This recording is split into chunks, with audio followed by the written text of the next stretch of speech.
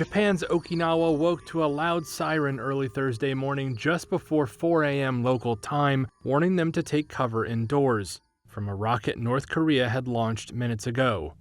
But that launch ended up as the second failure by Pyongyang to put a military spy satellite in space. North Korea said the rocket booster experienced a problem during its third stage before it could reach orbit. South Korea's military said it tracked the flight from its launch at the North's Sohae satellite launching ground and also concluded it was a failure.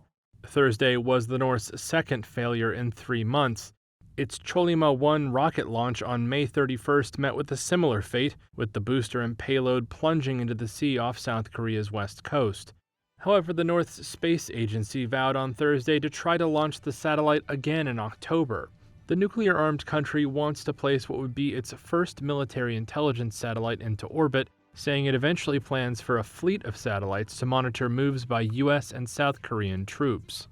Thursday's failure comes less than a week after U.S. President Joe Biden met the leaders of South Korea and Japan at Camp David, the presidential retreat, where they agreed to look into conducting joint military exercises to tackle challenges that include North Korea's nuclear and missile threats.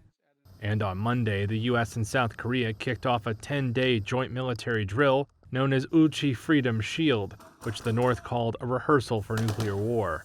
South Korea's Foreign Minister Park Jin and his U.S. and Japan counterparts on Thursday strongly condemned North Korea's rocket launch, which they said was a ballistic missile designed as a space rocket. The South's foreign ministry said that the ministers agreed during a phone call to consider unilateral sanctions in response to Thursday's launch. Washington and Seoul have called Pyongyang's satellite launch a violation of United Nations Security Council resolutions that ban North Korea from testing any technology that could be used to build ballistic missiles.